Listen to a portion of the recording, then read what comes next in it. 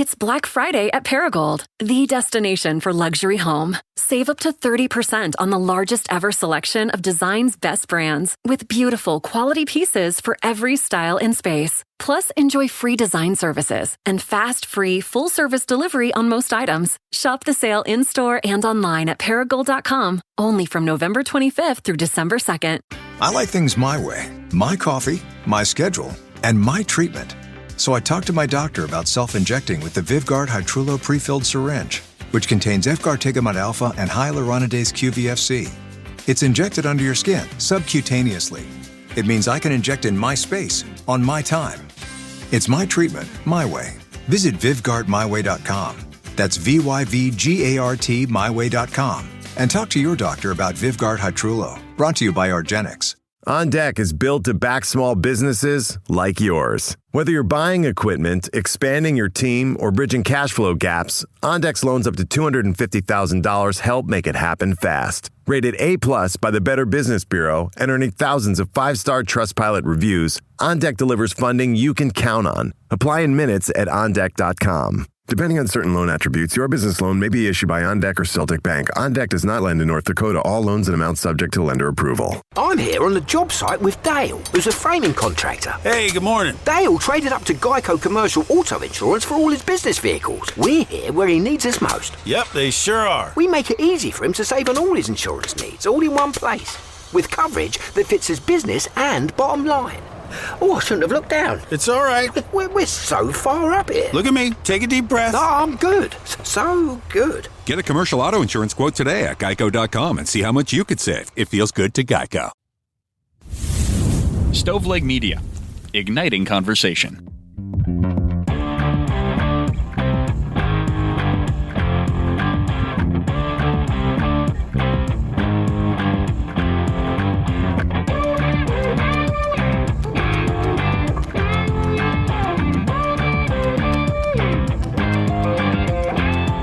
This is True Crime Cast. My name is Jamie, and John is here with me. What's up? Dude, how you doing, man? Doing pretty good. Pretty good. Awesome. It's the weather is a roller coaster here in Kentucky. Earlier this week we had snow. I'm now sitting here in a guns out, sun's out shirt. You know, life couldn't be better. Yeah, completely agree. It's I like it. I like that things are getting colder because I don't know. I like the cold. I'm going to mow my yard a couple more times, get up all the leaves. We're having a bonfire at my house this weekend. Man, things are great. Awesome. Yeah. Well, we'll see. We'll check in again next week, see if they're still great after you have a bonfire with a bunch of teenagers here. But yeah, that's true. I got a couple people I want to thank for some 5-star reviews over on Apple Podcasts. This comes from S.Nash13. It says, Harlan County Proud, one of my favorite podcasts to listen to. So somebody from my home area, really appreciate you listening. This one comes from... God, I'm so glad they finally got the internet over there. So, gosh, I think that's awesome. They probably had to drive to Corbin to get a signal. This is from Sweet 62592, huge crime addict here, and I've listened to this, and it's one of the best podcasts I've listened to. Thank you for not only sharing amazing stories, but doing it tastefully. It's my favorite thing to listen to. That's awesome. Thank you so much. Guys, it's almost December 1st, which means there will be a brand new Patreon episode releasing on that day. If you haven't joined, Jamie and I started a Patreon account almost 8 years ago. We have never raised the price. I think the switch over to Apple at one point raised prices for people, but that was not us. So for really as little as a cup of coffee at your local Tim Hortons or Starbucks, you can get a bonus episode of True Crime Cast each and every month. And when we can, which is most of the time, we upload our episodes early and ad-free. We always make them ad-free, but the early is relative. I would say 98% of the time. Yeah, this past week's was a little late on Patreon, but it was still early technically. It's still ad-free. Yes. There we go. Awesome. Yeah, guys, we really appreciate you. And good Tim Hortons drop in there, John. Did you like what I did there? I did, as we're going to be going to Canada for today's case. So why don't you go ahead and get us rolling, eh? Yeah, we are going to be talking about Mekayla Bali, who was born on July 2nd, 1999. She was born with the name Mekayla Margaret Kim Niebergall in Saskatchewan, Canada. Just a few months before she disappeared, which was in 2015, her name was changed to Mekayla Bali. Mekayla's mother, Paula, was a consultant for the Ministry of Social Services for the government of Saskatchewan. Her father is not officially known. We'll get back to that in just a little bit. But they ended up living with Mekayla's aunt and grandmother and two younger siblings in Yorkstown, Saskatchewan. Paula described her daughter as shy and quiet, with a love of playing the violin and being in the drama club at her local high school.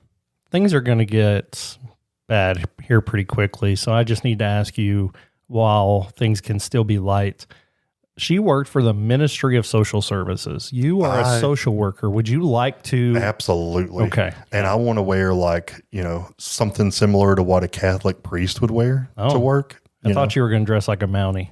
No, well, gosh, okay, that would be cool too.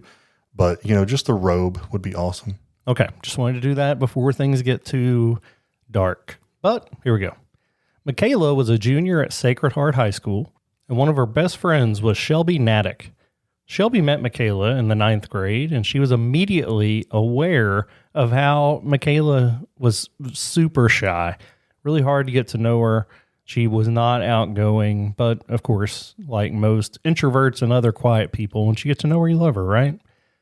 She said, Mekayla came up to me and she poked me on the shoulder and was like, hey, come sit with us. So we became like a big group, like 10 of us. By the 11th grade, that group had dwindled down a little, but Mekayla and Shelby were still very close. They spent their lunch breaks at the smokers area at the school, even though Mekayla didn't smoke, because it was the place to go and talk. They talked about music. They gossiped about people. It was the social gathering place. And again, this was not that long ago when she was in high school, about 10 years ago, and they still had a smoking area. I don't know if that's still a thing. My high school had one. Really? Mine did not. And I grew up in Jellicoe, which is maybe the whole school was I was going to say, you were probably allowed to smoke in class.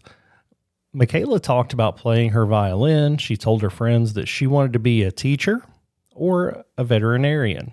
She loved the Hunger Games book series, and she liked playing fantasy video games.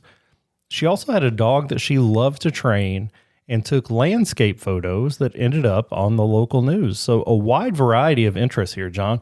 Reading, video games, music, dog training, photography. That's awesome. I love that so much.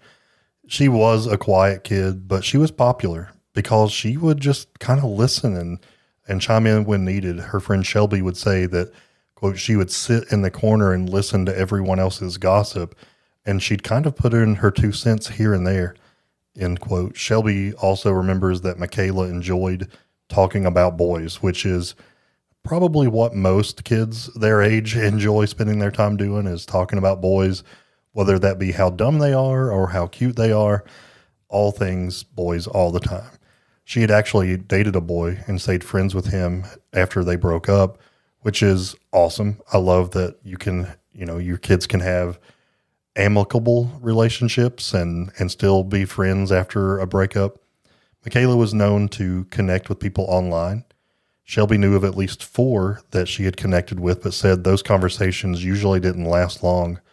The girls used to talk about moving to a bigger city where there would be more things for young people to do and places to shop that would be better than, quote, the old lady clothes stores that they had in the mall. Shelby said that all of this was just talk. None of them were known to disappear, and none of them were risky kids.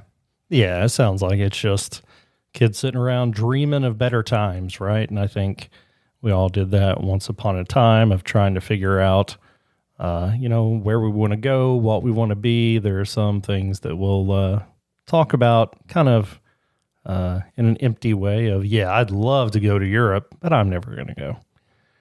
On April 11th, 2016, Mekayla got in a car with Shelby and another friend to have lunch at a fast food place. Mekayla talked about wanting a vacation, maybe going to Moose Jaw or Prince Albert. She also mentioned an upcoming family vacation to Regina or Saskatoon.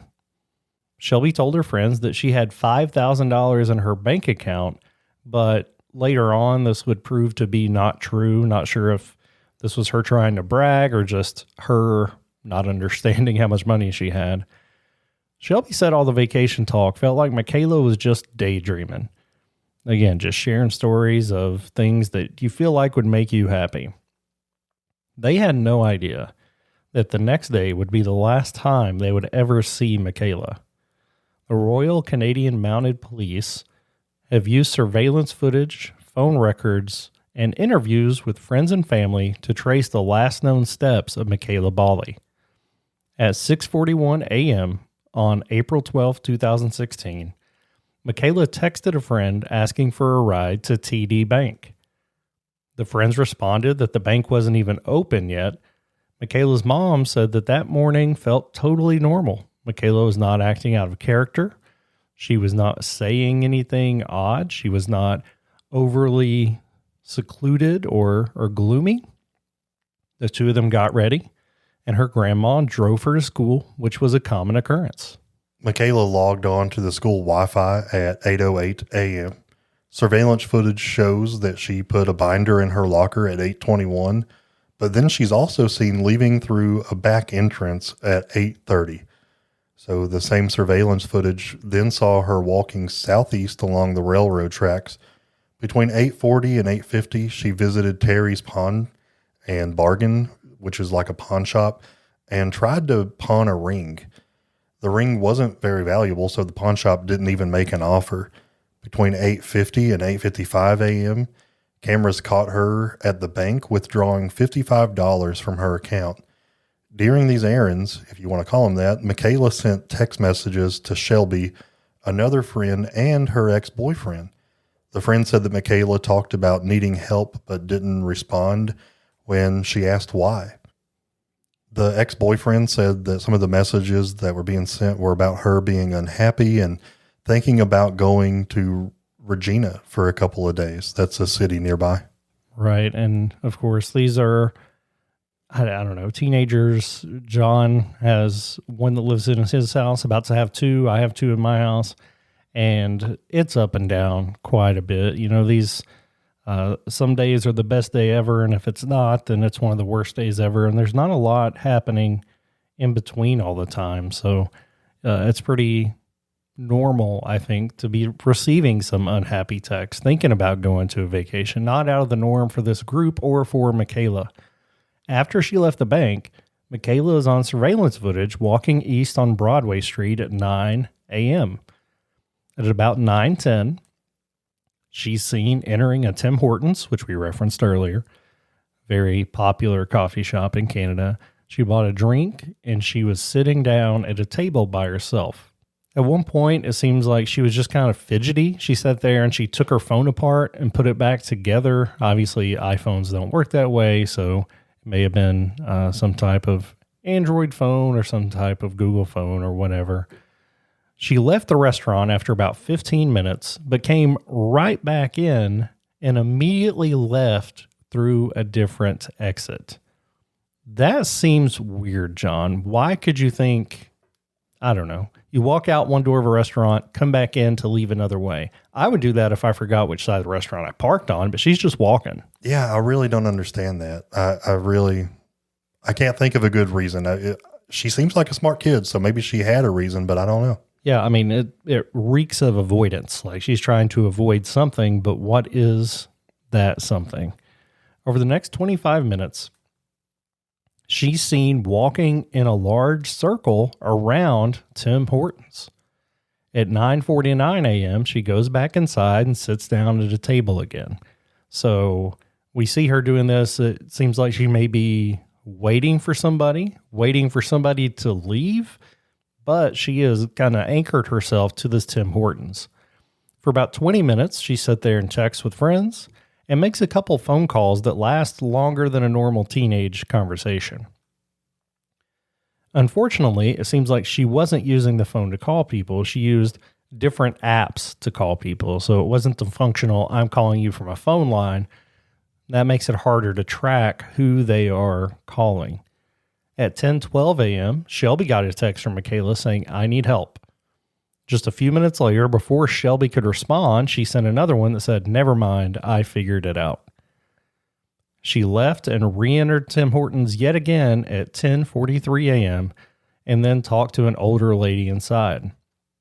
Authorities were able to locate this lady, and she said that Mekayla was asking her to help her figure out how to get a hotel room. So this could have been nearby. This could have been Regina, where she was talking about going. The woman said she wouldn't help her. Mekayla got back on the phone and then left the restaurant for the last time. So she is at Tim Hortons for over an hour and a half, only ordering one drink, has all kinds of suspicious behavior. So where did she go after that? And did her stay at Tim Horton have any influence on what ended up happening to Mekayla next?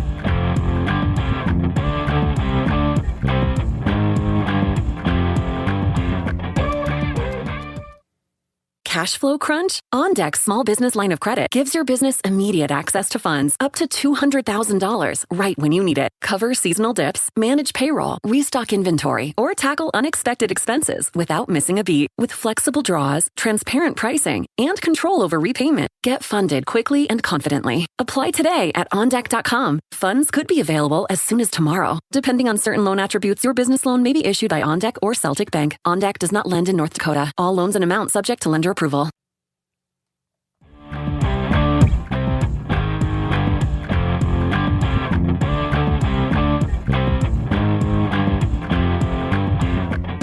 Jamie, you mentioned at some point while she was sitting there at Tim Hortons, she is seen on surveillance. Looks like she's taking her phone apart.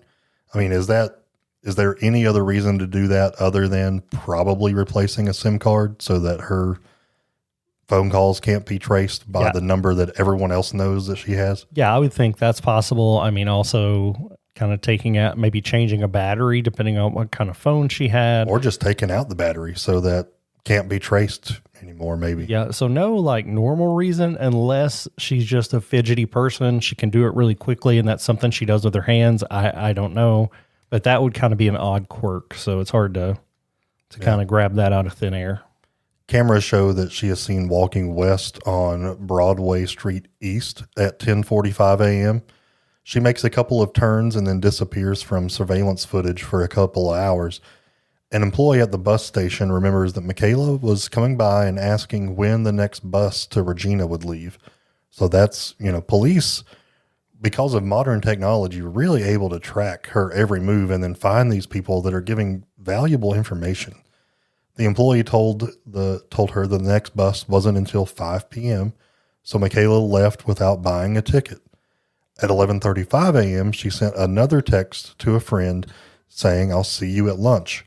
So did she legitimately plan on like, all right, this is enough, I'm going back to school? Or was that just kind of a ruse? At 11:59, she re-entered the school and met with two friends at the cafeteria. So to answer my own question, she legitimately went back to school for a little bit. The friend said Mekayla talked about plans to take a bus to Regina for vacation. Cameras then show her leaving the school again at 12:03 p.m. I realize that it's been 9 years, but how can you just walk in and out of a school as a student and not be stopped? I could have in elementary and middle school, but not in high school. And that was before 9/11. So, right. I don't know how she's able to do this. Yeah, this is kind of odd to me that nobody's checking in on her. And this was a public school. It wasn't like it was a private place. I don't know. That is odd to me. And I hope maybe some of those policies changed after this, not blaming the school for what happened, but maybe they would have been able to ask some questions to figure out what's going on. The next camera that shows Mekayla is at the Trail Stop restaurant right next to the bus station. So at this point, I feel like we put together, she wants to go to Regina and stay in a hotel. She asked for somebody to help with that, and she's going to ride a bus. Since it didn't leave till 5, she went and had lunch with her friends. However, when she got to this restaurant, she ordered lunch again, ate, and she left the restaurant sometime between 1 p.m. and 1:45. That's quite a window. But, the last time they could have seen her was 1:45, and that's the last time that Mekayla is seen on any footage. Nobody remembers seeing her after that. There's no record of her buying a bus ticket or getting on any buses. The next morning at 6:51 a.m., her phone was shut off. Since then, She hasn't used any of her social media accounts or accessed them, except for one little piece of hopeful evidence. 3 months after this, one of Mekayla's friends sent Mekayla a Snapchat, and it was marked as open. So 3 months after she disappeared, she received something. Well, her phone received something, and it is opened. Okay. Right. And, you know, in my mind, I try to find other explanations for this. Did authorities log into her Snapchat to see if there was any activity and they viewed the message? I don't think so, because that would have showed that they viewed others, and surely they would understand that, oh, that was us. There's no evidence, though, that it was actually viewed. There was no reply. There was no emoji added to it. Police also confirmed that her bank account had been completely untouched since she had withdrawn that $55 the morning that she disappeared. So when Mekayla's grandmother went to the school to pick her up that afternoon on April 12th, she was told that Mekayla had not been at school all day.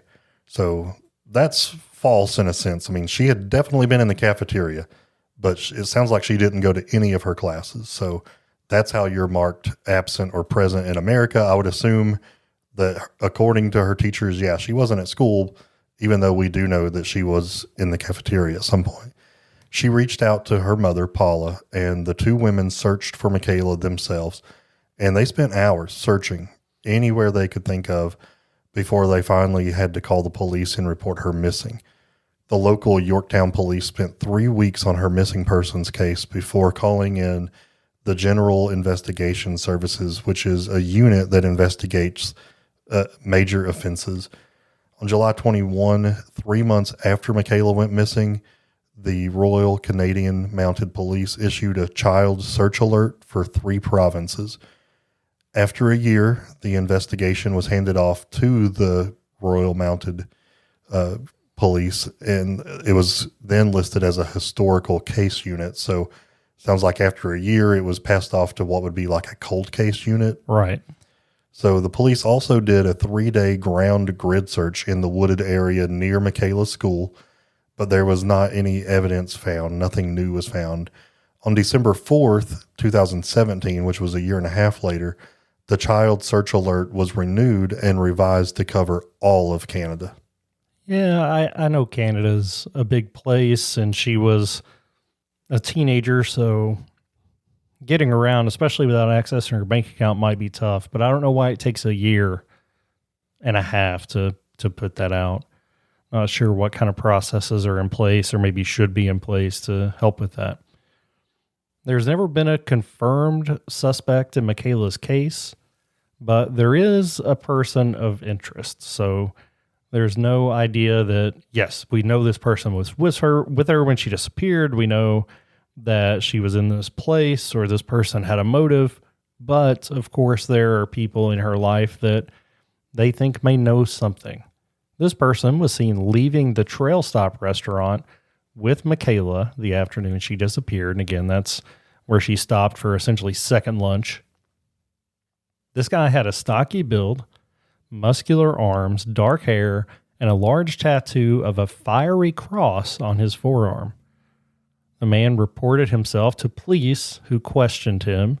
Authorities also located and identified some of Mekayla's online friends and contacted hotels around where those online friends lived.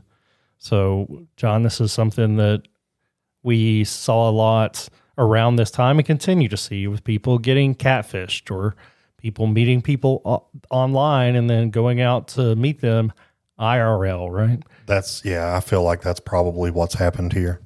And that's what they suspected. So they looked, where do these people live? And are there any hotels around? Has anybody like Mekayla checked in? But they couldn't get any leads from this. I'm sorry to cut you off, but like here in America, you wouldn't think at her age she would be allowed to be the one booking a motel room. So they shouldn't have her name on anything. So I wonder, were these people using fake online names? Did they have somehow a way to cover up who they were when they booked these rooms, if they booked a room? But, it seemed like Mekayla was at the very least wanting some kind of money to help with the motel. Man, I don't know. This one's confusing. It really is. In 2019, police put out more of the surveillance footage of Mekayla, hoping that people in those areas would come forward with new leads. Over the years, the police and Mekayla's mother have received hundreds of tips. One person reported seeing Mekayla in Vancouver, so her mom immediately went there and started putting up posters. In 2019, there was another tip that came in from a man who claimed to have seen Mekayla in Edmonton. And again, I'm not going to take time to paint the geography of Canada, but let's just say it's really big. And if she's traveled to other provinces across the country, then it's going to be really hard to find her. Police have always treated this case as a missing persons case because they have never found evidence of any foul play. Her friends also believe that she left on her own. Some of her social posts also indicated that she was unhappy and wanted to leave. Her mother says that those were old posts and they were no longer relevant when she did disappear. Mekayla's mom did initially believe that her daughter may have ran away, but when she saw what she left behind, such as her medications, the emergency money that she knew was kept in the home, it really changed Mekayla's mom's mind that something else has happened to Mekayla. So what happened to Mekayla? I mean, it's really still a mystery today. What does your gut say, man? Well, I mean, obviously the first thought is that she wanted to disappear, and that's what she did. And it's hard to dispute that. She obviously was telling people she wanted to be somewhere else. So to say that she didn't want to get away would just be lying to yourself. But you would also think that even after she went away, how would she have the resources to completely disappear? That's the tough part for me. Maybe she did run away and ended up falling into some trouble and something horrible happened and she hasn't been discovered. But if she's out there living her own life, I just have a really hard time believing she hasn't contacted anybody from her previous life and we've not been able to track her to any activity whatsoever. If she didn't run away, one theory that's been floated is that she was potentially kidnapped and trafficked. In 2019, a government report detailed the problem of human trafficking in Saskatoon. That area had a large male transient workforce for oil and gas, which was a major reason for such high instances of trafficking in the area.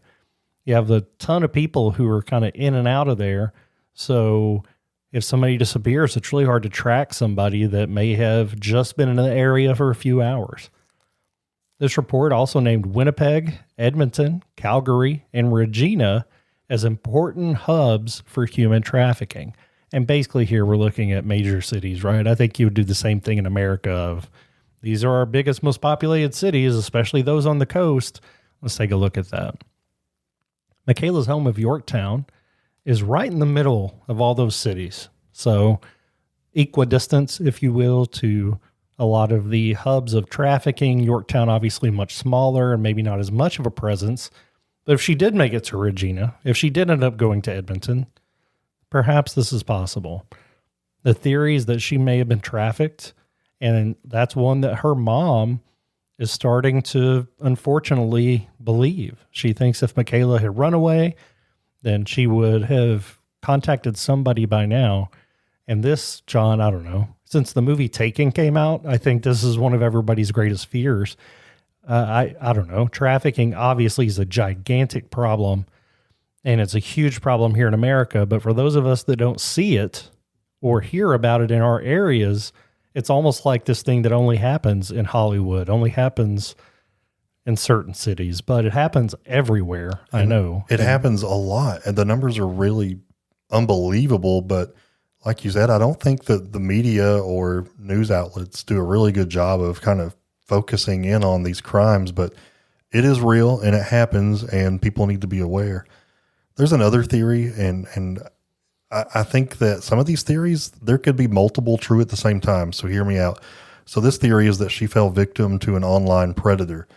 I mean, Jamie, isn't it possible that maybe she did fall victim to an online predator and then ended up being human trafficked? I think two can be true at the same. Right. I think that, again, I don't have insight into it. I know it's a problem and it's awful, but I would think that's a common way for people to be captured into trafficking. Mekayla had a large presence online. She was involved in several different social media apps. She chatted with lots of people and often used different aliases for those conversations. On March 1, 2016, about a month before she disappeared, Mekayla wrote on her Snapchat and one of her Instagram accounts, quote, "Looking for Snapchat friends because I have none in real life. Add me." That is a desperate plea, and sometimes, those pleas can be taken advantage of by bad people. So this led to suspicions that someone who contacted her was involved in her disappearance. Authorities have tried to gain more intel on her online history, but U.S. privacy laws have slowed down that process immensely. Mekayla's mom gave investigators all of the passwords that she could, and one app in particular gave authorities reason to be suspicious. It seems that she was messaging on an app called Kik, K-I-K, which has been accused of providing inadequate parental control and too much anonymity to people with ill intent. Mekayla's friends confirmed that they did not know how much she was talking to people on this app, but they do know that she was at least talking to somebody. I can't recall the episode off the top of my head, but this app has come up before in a missing persons case, and I think ultimately that turned into a murder case. So certainly something to be concerned about or very aware of if you're investigating this. On October 12th of this year, they held a vigil for Mekayla. It's been 9 years since she disappeared. Friends and family came to honor her and to kind of confirm their commitment to continue searching for her to find Mekayla. Her mom, Paula, addressed the audience and told them how hard it's been. Every day she has to live with this, and it's on her mind constantly, but she's determined to find out what happened and if she's alive to get Mekayla back. And here's a quote from that day. She said, "Friends, family, and all who hold Mekayla in your hearts, tonight we stand here marking the 9th year since a vibrant voice, a radiant light, was inexplicably silenced in our lives." Her mom also described the silence in her daughter's case and how deafening it was. She said, "Silence is a word that has taken on a devastating weight in our lives. Before, silence might have meant peace or a moment of quiet reflection.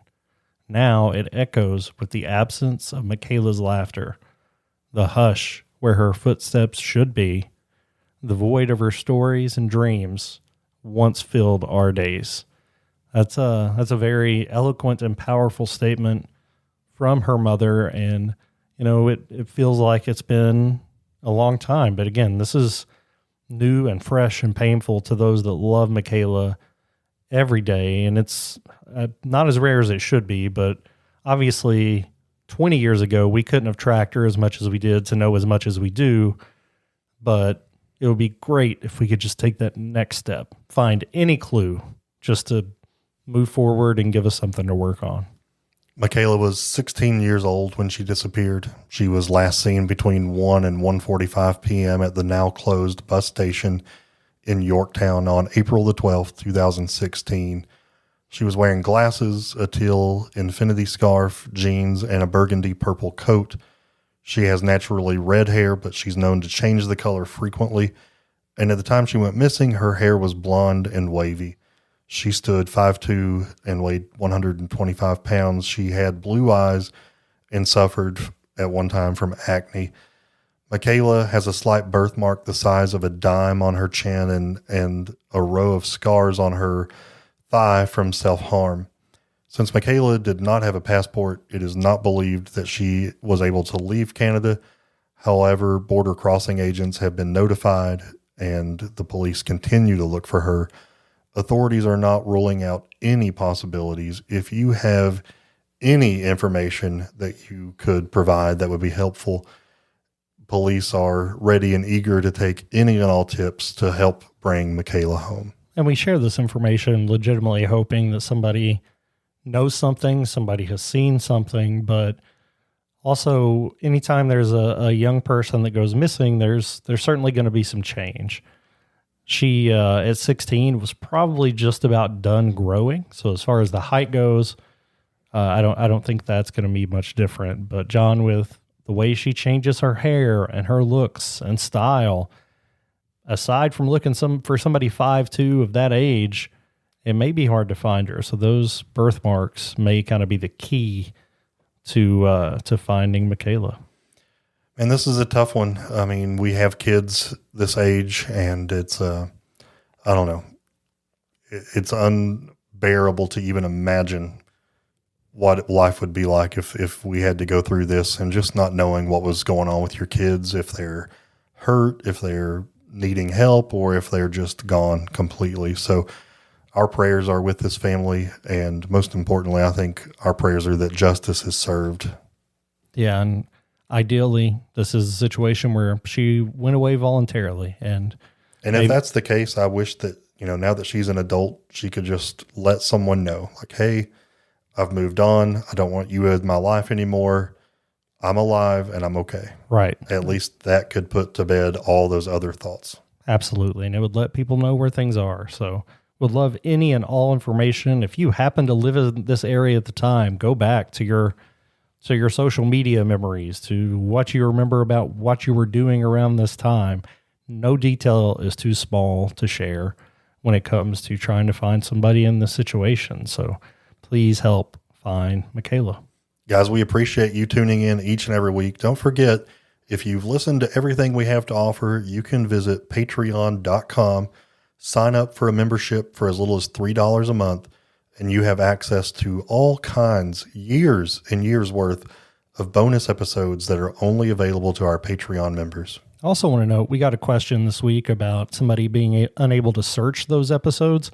We have gone back and put in the words Patreon exclusive over on Patreon for all those. So if you subscribe on Patreon, that's all you have to look for to find the episodes. Sorry if they seemed hidden before. It was just a lack of naming conventions, but we've taken care of it. Yep. And we always post those on the very first day of the month, whether that's a weekday, a weekend. That's the routine. Holiday. Yep. It's the first of the month. Just Get remember up, that. Get up. All right, guys. We really appreciate you. We love you. And until next crime, this has been True Crime Cast.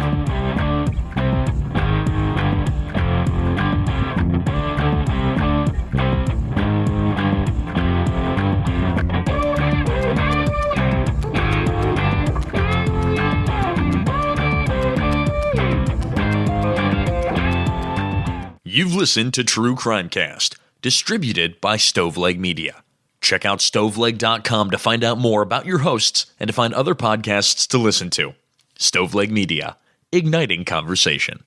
Did you know 39% of teen drivers admit to texting while driving? Even scarier, those who text are more likely to speed and run red lights. Shockingly, 94% know it's dangerous, but do it anyway. As a parent, you can't always be in the car, but you can stay connected to their safety with Greenlight Infinity's driving reports. Monitor their driving habits, see if they're using their phone, speeding, and more. These reports provide real data for meaningful conversations about safety. Plus, with weekly updates, you can track their progress over time. Help keep your teens safe. Sign up for Greenlight Infinity at greenlight.com/podcast.